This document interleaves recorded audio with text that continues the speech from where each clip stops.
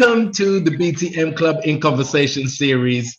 Now, what can I say? We have a musical god with us tonight. And he's smiling humbly there. He's like, oh my God, this isn't the introduction I expected, but come on. Now, tonight we have the legend that is Ned Doheny being all modest behind the computer screen. Stop it. How are you? I'm good. I'm good. Let me pop this window open. Hold on a second. Yeah, that's a little bit better. Okay, here we go. I'm well. It's all good. Great. Well, it's wonderful to see you and finally connect. How did your move go? Because I know you were moving. Well, I think most moves are kind of soul-sucking affairs. And then when you're actually moved, you're still not really moved, are you? Well, as they say, death, divorce, and moving are the three most stressful things in life. Well, yeah, I only know about two of those, but yeah. Okay, all right, good. So the Ned Doheny story, we have to hear this because you obviously have been part of the soundtrack of our best times of life with so many hits. But what we want to know is, where did it start for Mr. Ned Doheny? But firstly, what is Ned short for? Well, it's interesting because it's an old 20s nickname for Edward. Right. And actually, my name, my father's name, my son's name, my nephew's name, we're all Patricks. But my parents started calling me Ned when I was a child, and that was my grandfather's name. Okay. So Ned is short for Edward. Yes, and that's the only name I've known. I mean, the only people that call me Patrick are the people that are pulling me over for some driving infraction. Yes, very formal. Yes, or reading aloud from my passport. Yeah. Now I'm getting some feedback here from somewhere, and I can hear it's coming from you. I'm a little bit near. For the first time in years, I'm on a street. Shall I close these shutters? I shall be in darkness, but I don't think it will matter. No, I'm getting feedback from my voice. It sounds like you've got it coming through another speaker or something. Just computer speaker. That's it. Okay, right. Well, let me pull you down a little bit. See if that's helpful. Right. That's better. Okay. Yeah, that's better. Okay. So Ned is short for Edward and your name is Patrick. Now that's fantastic. That is fantastic. And the name Doheny, what is the origin of that? It sounds very exotic. Well, it wasn't last year, but I think it was in 2019. I went to Ireland. Actually, I went to, I think even before that, maybe in 2017, I went to Dublin with some friends of mine from Be With Records, a guy named Rob Butler and a friend of mine named Craig. And we immediately sought out the Doheny Nesbitt pub, right? Okay. For a Guinness, proper. So we went and I walked in and they, the gentleman in question said, what's your name? And I said, Ned Doheny. He goes, nah, says around here we pronounce it Doheny. Ah. So the interesting part of it is that, let's see, put this all in place. They showed me how to draw a proper Guinness. And as it all turns out, the Doheny and the Doheny Nesbitt pub was also named Ned. You're joking. No. So well, that was a bit of serendipity. Yeah, kind of. So I came around behind the counter and they showed me how to do a Guinness properly, which I can do. And then they gave me a used bar apron with the logo on it. Okay. Which I cherish as if it were the Shroud of Turin. Okay, let me stop you there. You are not giving up music to become a barman, okay? So just get that pulling Guinness thing out of your system, right? It's over. You never know when you never know when those talents will become. It's true. No, you can't give that up. So tell me, Ned, where did music start for you? Well, my parents, and this is a comparatively well-known story, so I'll try and see if I can find some parts that aren't quite as well-known. But my parents listened to music constantly. My father was mainly, hello, dog. Yeah, My the husky in the background, he has to be a part of everything. Well, yeah, I know, I love those dogs. But my father used to listen to jazz constantly. He particularly liked the keyboard people. Um, he loved Phineas Newborn Jr. He loved. I used to listen to the Billy Taylor Trio at Town Hall, lying on my back between stereo speakers, which were comparatively new in those days. Right. And I mean, I can almost sing the bass, acoustic bass part on that tune, note for note, top to bottom. Right. So I would lie there in the dark, listen with my head between the speakers, listening to this. And my mother listened to show tunes. She liked, you know, the Pajama Game and what was it, Pillow Talk, all that Okay. stuff, Yeah. all the stuff from that era. So I got to hear that. Plus, she used to sing all the time. Right. And so I got that. But then, you know, I also had a clock radio. And for those of us who grew up in that period of time, that was a little bit like having the Ark of the Covenant next to your I next love to your references. The Turin's Shroud, the Ark of the Covenant. It's brilliant. Well, it was amazing because you would lie in bed at night, and it was a clock radio. So, and I would lie there and I would listen, and the lights from the radio would leave, you know, beams across the ceiling, little Yeah. stripes across the ceiling. And in those days, top 10, everything sounded absolutely, well, it sounded amazing. It was all in monaural coming out of a clock radio. But every tune had completely different production, completely different composition. So these things Yeah. would roll through you, and I would go to sleep listening to that. And then in the morning, the clock radio would come on, and it would wake me up with the same thing. So I became immersed in popular music, and I loved it all. But you know, R&B had a special place for me because I had rhythm. Yeah. Well, you definitely prove that. You definitely have got rhythm. That's not in question. Now, are there any siblings? Do you have siblings? I have one sister older. Okay. And is there anybody else musical in the family apart from you, or did you get it all? Woof. Well, there's a little bit of musicality in everybody, but it sort of got me first. Okay. My parents gave me a guitar for Christmas. This is, you know, this isn't anything that you have to search to find, but they gave me a guitar for Christmas, and I'm sure if they'd And known what age was that? 7. Okay. Right. So by the time the Beatles showed up, I'd already been playing for 10 years. Wow. So to me, you know, it was more natural. And first of all, I was stunned that you could actually make a living at such things. But my parents also happened to be really close friends with the Erdogan family. Right. Ahmet Nezwi, who founded Atlantic Records. Ah. So I grew up, you know, my family had a little ranch outside of Los Angeles, and I grew up, you know, I mean, became good friends with the Erdigans, and you know, I played for them. They were incredibly welcoming and forthcoming, as most people with a European background are, well-educated, sophisticated, you know, well-taught, well sorted out. So yeah, I learned about them early, and I was amazed that it was possible to actually make money at such a thing. It never occurred to me because I just did it because I loved it, you know. So when did it occur to you that, you know what, this is what I have to do? Well, I was already really good by the time I was in my mid-teens, and so, you know, I would go into music stores and I could summon a little crowd without too much difficulty. And I think for most people my age, when they saw the first Beatles film and saw them being chased down the street while everybody was having the time of their lives, I thought, okay, then. And there's an entire generation of musicians that will tell you that's exactly when they thought it was possible.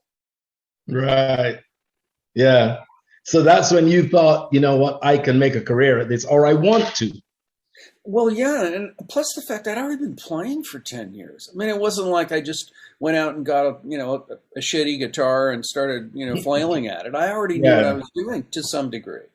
So, yeah, I mean, I thought, okay. So was that welcomed and encouraged by your parents to go into music? Pause. Well,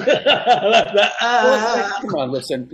The parents of that generation, I think most people's generation, most parents of most generations would want you to be a doctor or a lawyer, or hope that you have a vocation that will provide you with money and and security for the length of your life. I mean, it's a reasonable wish.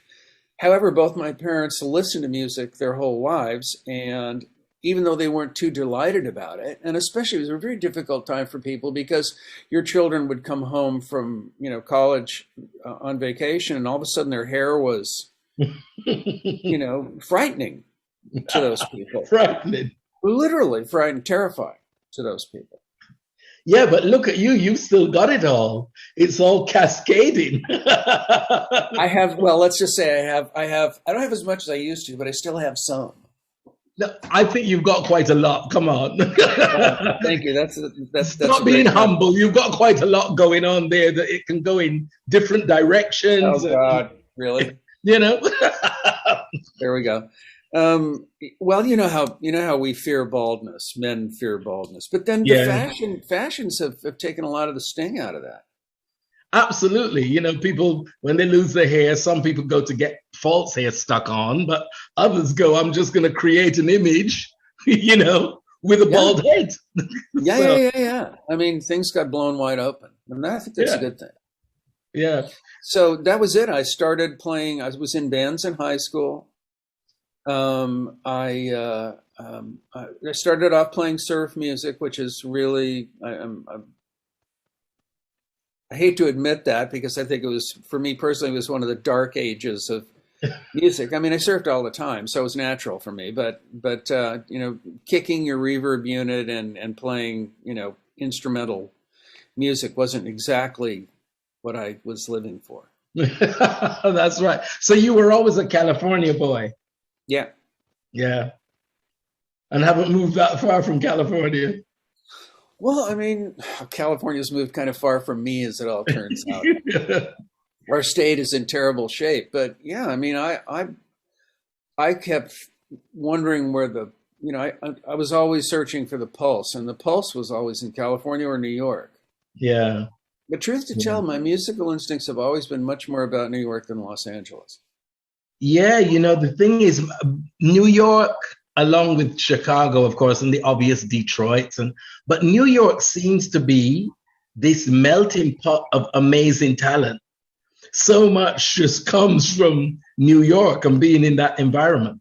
And most of the artists that I've spoken to always pay reference to New York, even if they're not from there. Right. Musically, they always pay reference to New York. Right. Well, I think New York is more of a player's town. I mean, there was in Los Angeles, certainly there was the wrecking crew. There were the people that you usually saw in the studio, and they kind of helped everybody else produce what would ultimately become their hits or misses or whatever. But there's a certain level of musicianship in New York that was demanded. And I think generally, I mean, even when I would go back to clubs, and I had a bunch of friends from Buffalo, and I'd go back and play in the clubs. I mean, honestly, the level of musicianship just smoked anything California could produce. So, to me, that's where the authenticity lived. And the Erdigans were in New York, and Atlantic was in New York. And there's a story about that, but I'll save it. What's your next question? You're not being interrogated. It's not a question. No. I want to go with your rhythm. Well, tell me about when you got signed. What was your first label that you got signed to? I originally in my late teens, I was a friend of mine was who died recently. I'm going to go up to his memorial service on Saturday, but I slept on his floor after I left my family's house, and after I escaped from my family's house. And he saw there was an ad in the Free Press. They were looking for a guitar player. So I met this producer in a hotel room and played for him a little bit. And he said, "You're hired." So he was doing a project with a gentleman named Jackson Brown. And I thought, my assumption was that he was African American. His name had that ring to it. And I thought, oh, okay, good. Let's do that. So, and I met Jackson. He was like a scrawny Mexican kid, you know. And but his songs were really good. They weren't rhythm tunes, but the lyrics were quite wonderful. And that's where that started. And I wound up we all wound up being signed to Elektra Records and sent to a recording ranch in Northern California called Paxton Lodge, which is easily a whole show. Right. Sure. Wow. So that was my first label was Elektra. The Paxton Lodge kind of fell through after a year of hedonism and self-doubt. And I took a year of classical guitar and then wound up in England playing with Dave Mason and Cass Elliot. Because, as I always say, by the time we hear about you guys, you're stars. But what is interesting and nice to hear is the lead up to that, because people need to know and hear the stories. And that's what is the inspiration, the journey and the determination and the commitment. Right. You know, to the consistency to keep going until you make it, because you're that serious about it. A lot of artists are not serious and they do it for a minute and it hasn't all happened big. So, you know, they then just give up. So it's nice to hear these stories and the journey, because by the time we heard about you mainstream, you were on CBS, I think is the label. Yeah. Well, I was actually, Asylum was, after Elektra, I was one of the people that was signed to Asylum.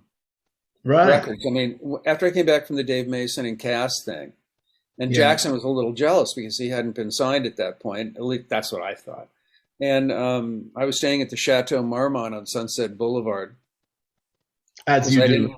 And I didn't have a house or anything like that. So, and in those days it was really fun. I'm not sure if it's quite as much fun now, but it was then. And Jackson wanted me to talk to David Geffen, and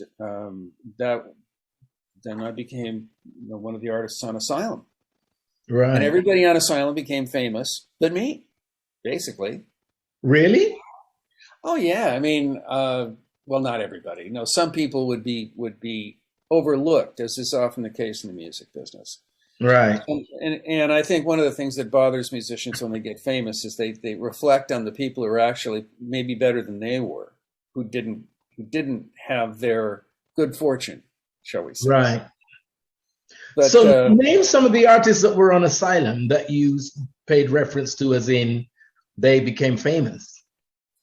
The Eagles. Right. Jackson. Well, the Eagles are big. I mean, you know. Yeah. Well, that's where bigness approached them, or they approached it, you know.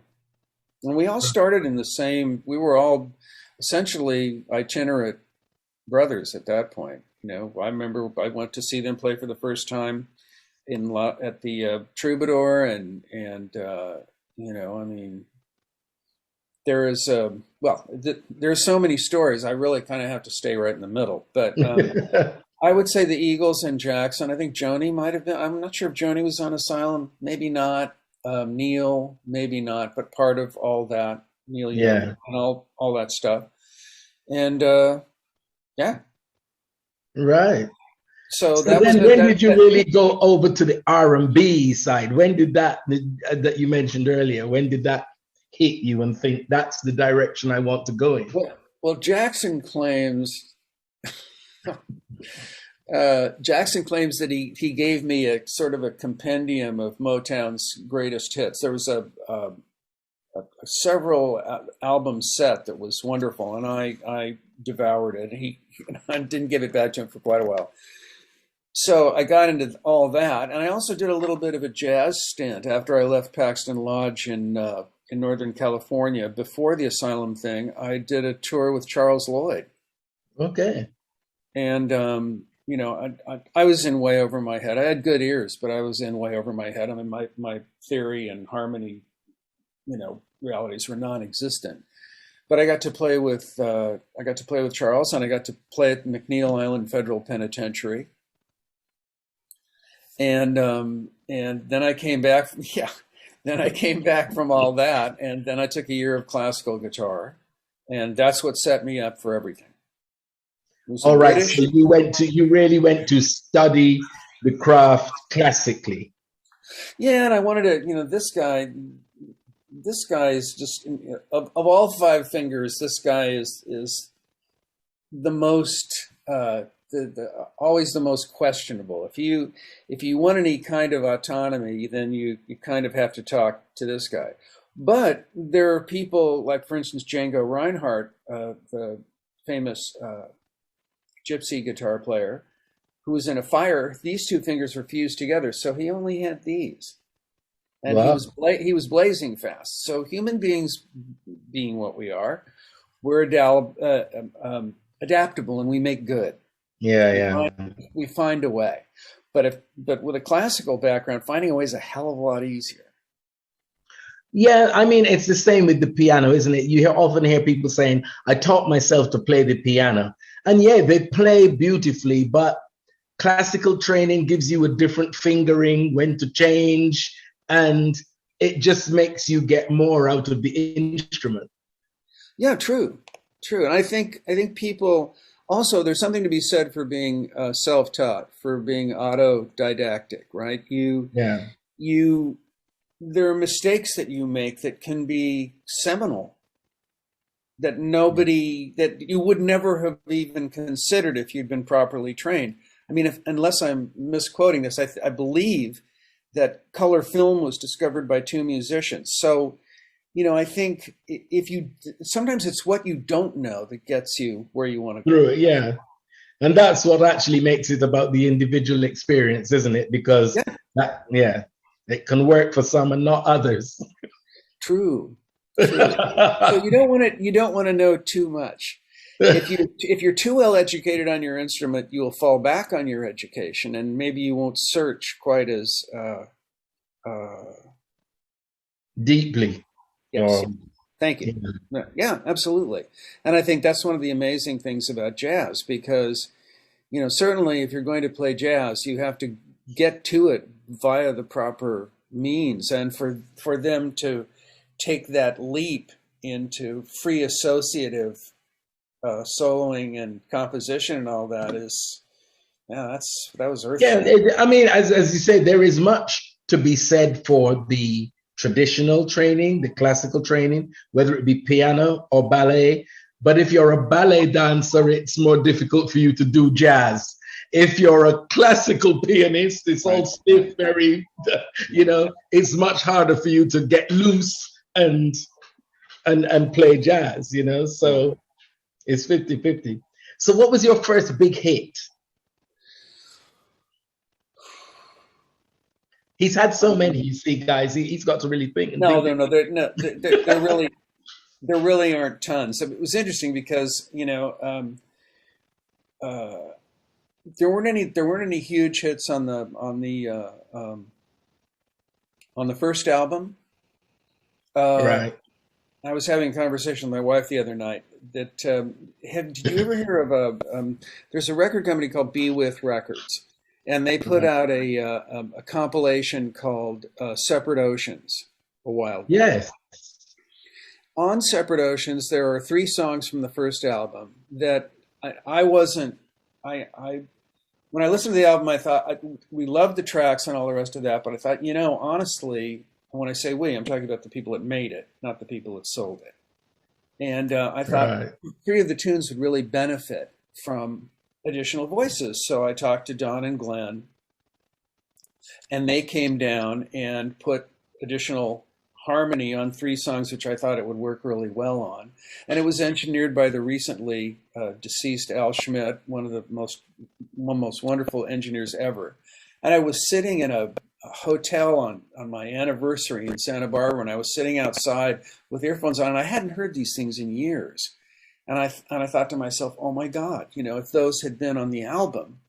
At that point, I was sort of persona non grata, because I'd overspent my budget. I had to actually finish the album with my own money, which was one of the reasons I left Asylum. But I would have to say one of the tunes that wound up being covered by a lot of people was "Get It Up for Love." Everybody has covered "Get It Up for Love." But did you write it for anybody, or was it your song that you wrote for yourself? Well, it was an interest. I will make a small story of it. I was at the Troubadour one night. People say, well, how did you come up with that tune? I was at the Troubadour one night, and I was listening to Mac Ravanack, Dr. John. He was playing there. And the guitar part for that tune, this is a tremendous confession. I hope I don't live to regret this. But never have regrets. Never. But there was a guitar part. A guitar player was playing a part, and there was a tune.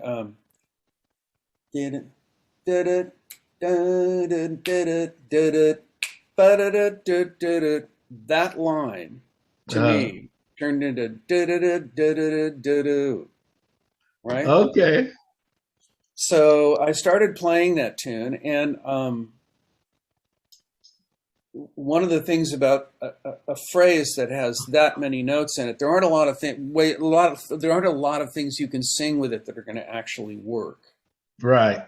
So get it up for love, Buddha, and so then I just wrote everything. So you found the riff first, and then just put some words that fitted the riff. And then the verses support the riff in a way that is not offhanded. Yeah. You know, it wasn't just, you know, I mean, the verses actually have something to say, as does the bridge. So the balance between the two is really what made that work. But that was rhythm music.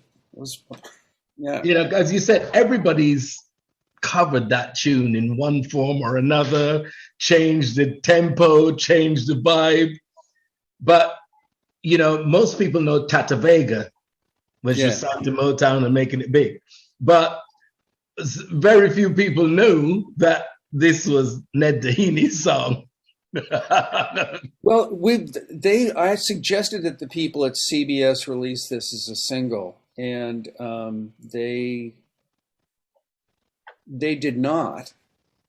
I think possibly because it was, at that point, it was ahead of its time. As I often tell Rob Butler, I was sort of the avatar of casual vulgarity long before it became fashionable.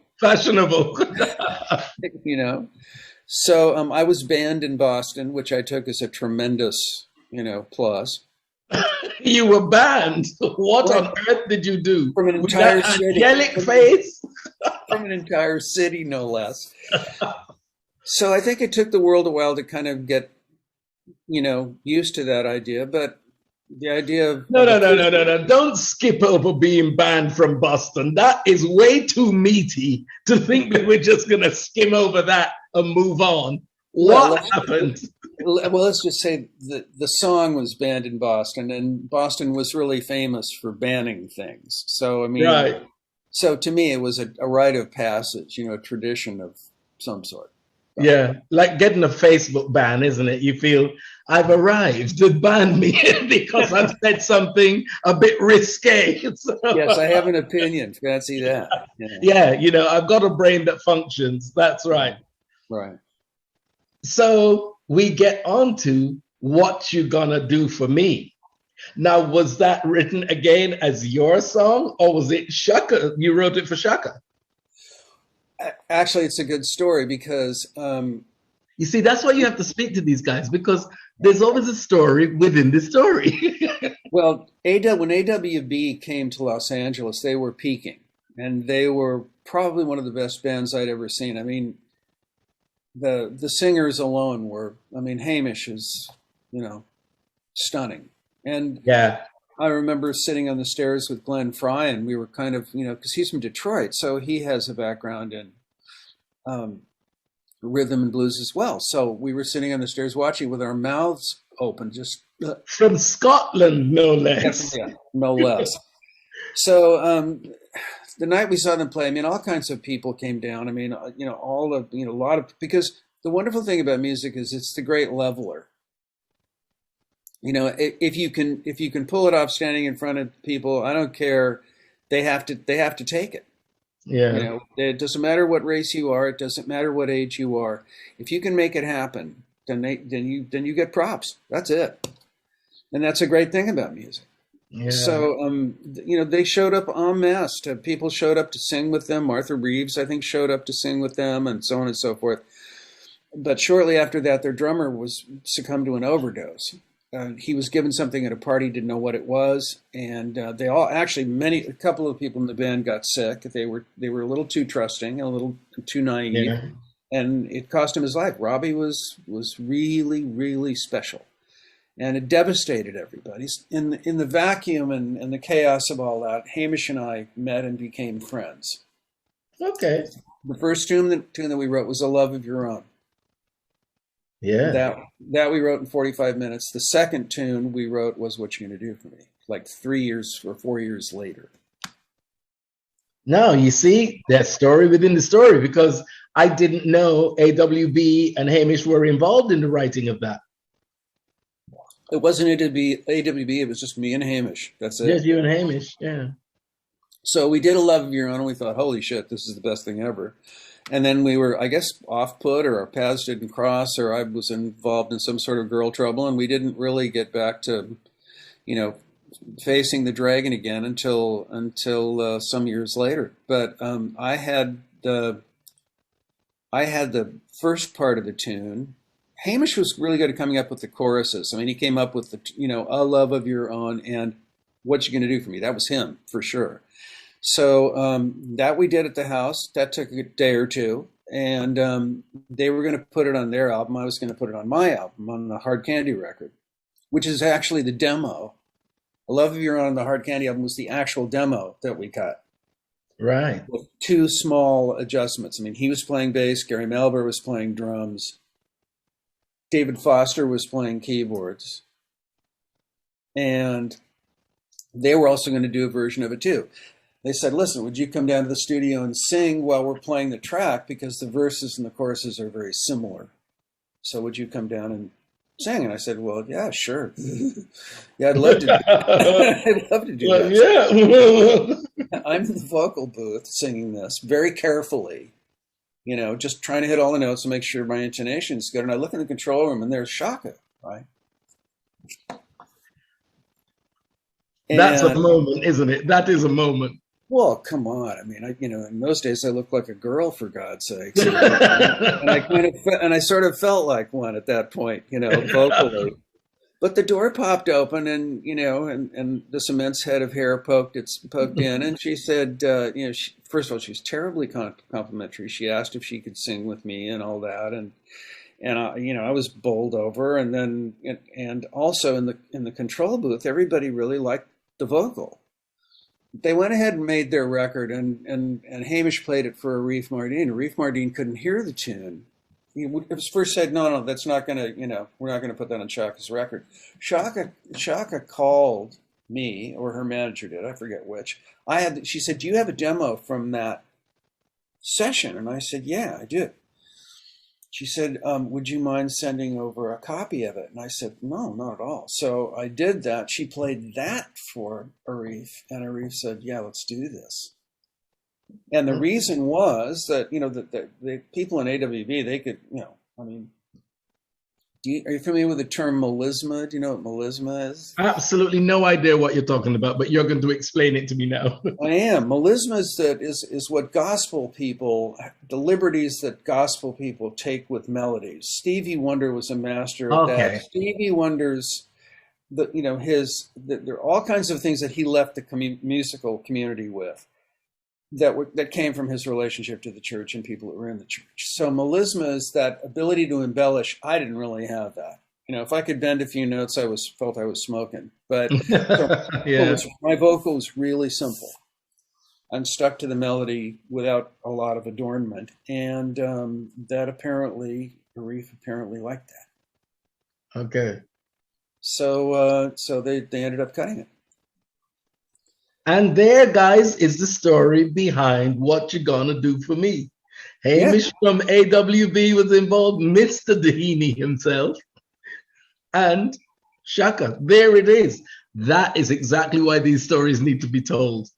Because those little gems just go with the people, and the rest of us are left in the dark.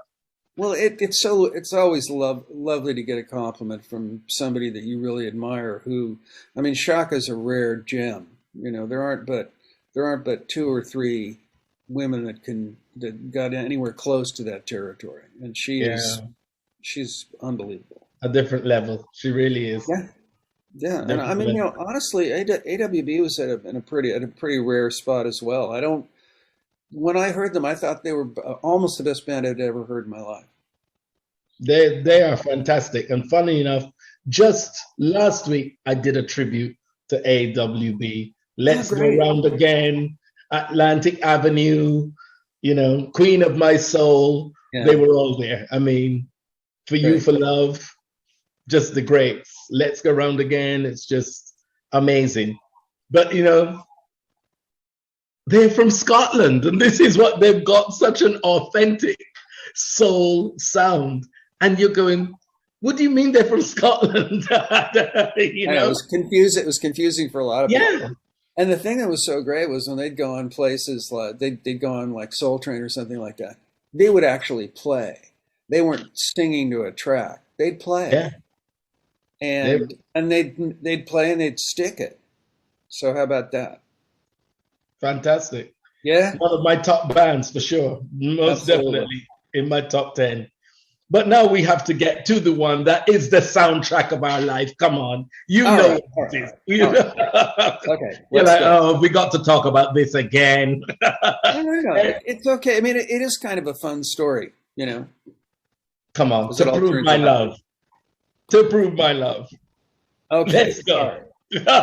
So I was in the studio with Steve Cropper, and I'd been playing that groove by myself as it was, the whole that one, and those were things I'd just been playing by myself.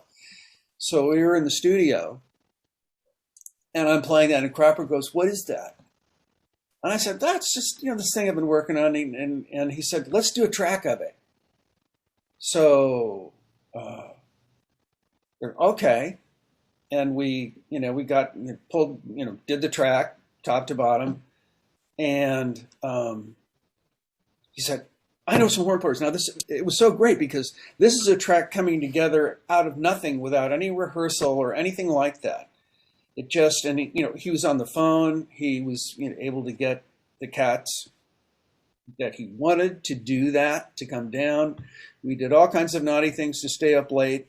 And they came in and they did head charts on the whole thing, and it was as the track was as you hear it. So I wanted to put background vocals on it, and so who did I pull in? I know I pulled in Bonnie Raitt. Really? Yeah, Bonnie Raitt singing in the background vocals, and me and was it Rosemary Butler? Was it Rosemary Butler? May well have been Rosemary Butler. But anyway, so those are the background vocalists. And originally I did it with without a vocal track, except just tell me, that stuff, the little accents and things like that. That was supposed to be the TV version. I was going to sing over that. And then I did a set of wrote verses and choruses, not because I thought that it needed it, but because it sort of seemed appropriate in some way because that's what we did in those days. Well, it got sent to England not as that original track with my vocal on it. It got sent as the TV track with background vocals and accents on it. And that's the one that flattened Acid House. Largely because of what wasn't there. Yeah, because the vocals are pretty simple, aren't they? It's not, you know, as you say, as you said earlier, embellished much. It's quite, pretty straight up. And the thing that's interesting about it, I think, is that so often we expect a certain thing to happen in music. You know, you can sort of see it coming from a mile away. But the idea that you could have a track um, that just had the barest references in it, but a particularly foul and nasty groove, and be able to exist as a tune, as a piece by itself, in a way. I mean, to me, jazz is a lot like that. You know, I mean, I used to listen to Ornette Coleman and just become hysterical with laughter because clearly these were tunes, and yet they were, you know, to my limited way of thinking, completely bizarre and wonderful and stood as tunes, but they were so strange to me. yeah, So the idea that To Prove My Love could exist on its own in that form, and I've heard it with the vocals on it, with the original background track. That once again, the not Be With, excuse me, the Numero group who put out oh God, Separate Oceans record, they included that. yeah. Well, that has to be included in anything that is Ned Doheny. Trust me. There's no bones about it. But what it is, a beautiful example of how greatness can be made from simplicity. Because as you said, you know, it's not complicated. It was just a riff, but I don't know. I dare not say it, but it has to be one of your biggest tracks. I think one of the things that happens when you go into the studio to record things is oftentimes it gets overthought. Right. And I think in this particular instance, it literally materialized and was grabbed before, you know, I mean, it was built. Before you could overcomplicate it. Yeah, but it was built musically, it was already put together. So it was just a simple question of capture. And I think that's one of the great things about live music that's cut in the studio is the idea that a bunch of people rise to their highest level and that moment is captured.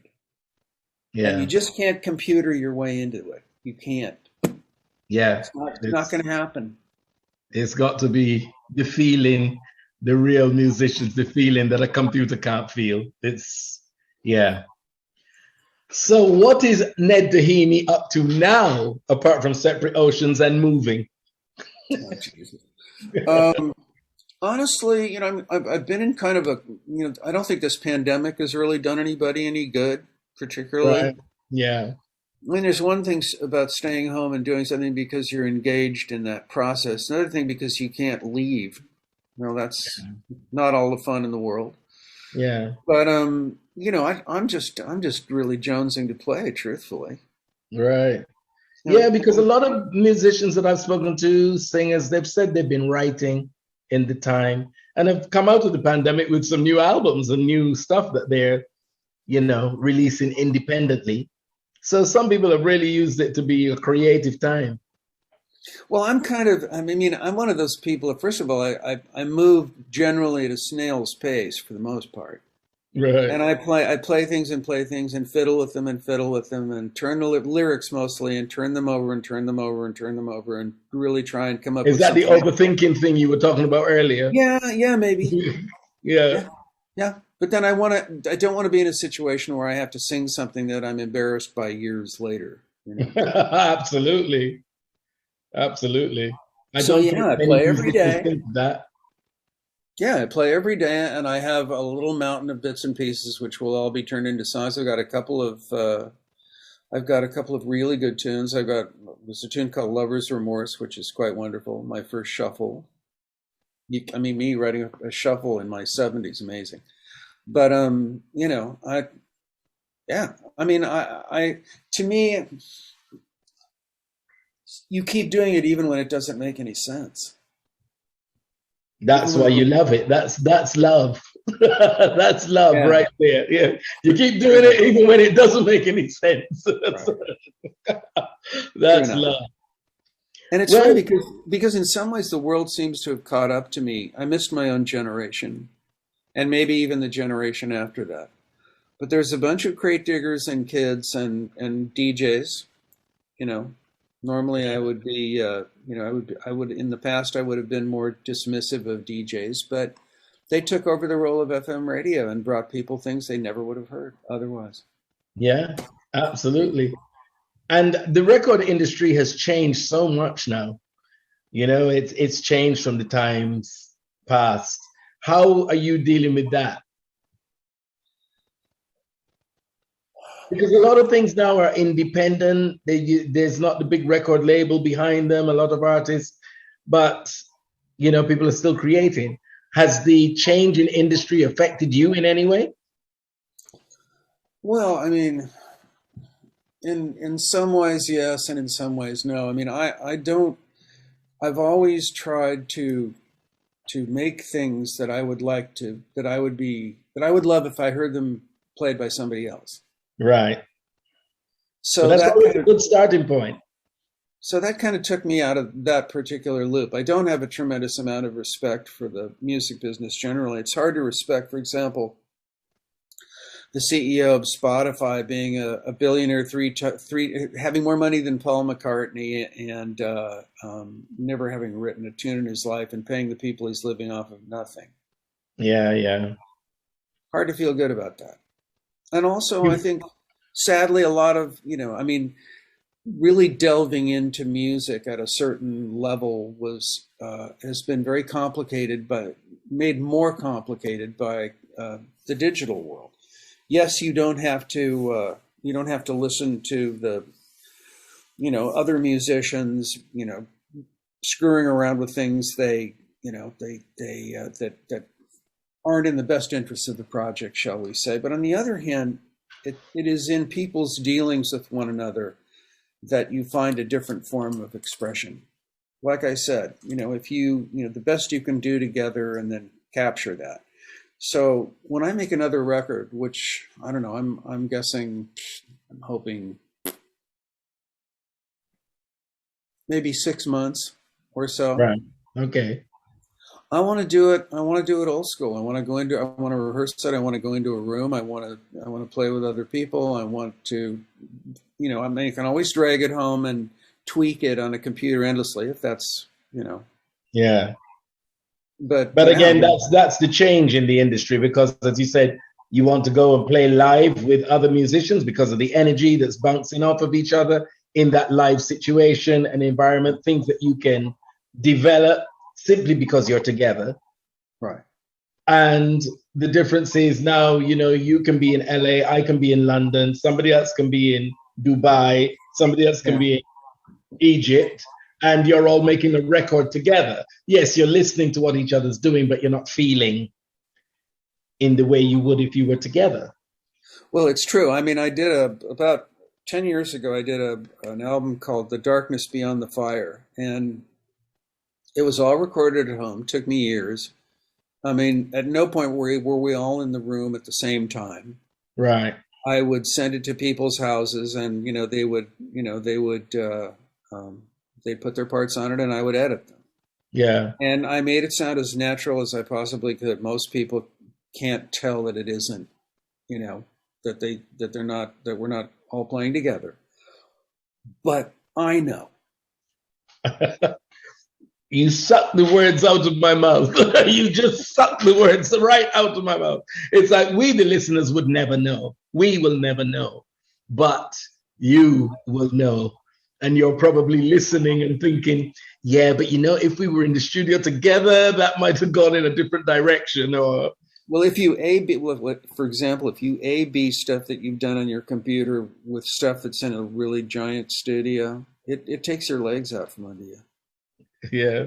What we've become used to. Yeah. Sonically. Right. What we accept now, sonically. Yeah. Shakes his head in disgust. Yeah. Shakes his head in disgust. At least I'm not making noises like a maraca when I shake my head. Indeed. So listen, I feel like I've told you way too many stories, and you probably have a certain allotment of time, and I've trampled that. So That is exactly why we are here. It's not an interrogation. As you said, next question. It's a conversation between old friends. That's how I see it. So, we're very, very, very happy to have you talk to us at the BTM Club. And your UK fans that are still grinding holes in the dance floor to prove my love and what you're going to do for me and, get it up for love are going to be so pleased to see the man in person and hear his story. So thank you for that. My pleasure. My pleasure too. And wishing you all the best with the future projects. And who knows, we may see you in London one day. Well, actually, as soon as things clear up a bit, I mean, I've come for the last, well, I've already been there, I think, 3 or 4 times. Right. I played at the jazz club the last time I was there. Okay. And it was just me and 3 Ronnie Scott's, was it? Yeah. No. It was Jazz Cafe. Jazz Cafe. Yeah. Okay. Yeah. And I played with two wonderful singers, Sumudu Jayatilaka and Tommy Blaze. Oh, Tommy, fantastic. Yeah, it was just the 3 of us, and I saved us for the second set, and it was something. Well, I'm not best pleased that you allowed that to slip past me. Okay. I'm not sure that we were at that point.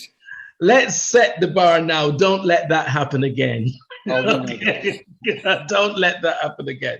I'll do my best. Ned, lovely to talk to you. Thank you for your time. It's been an absolute honor and pleasure.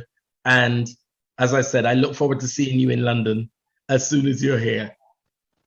Can't wait. Take care. All right. All the very best. Bye.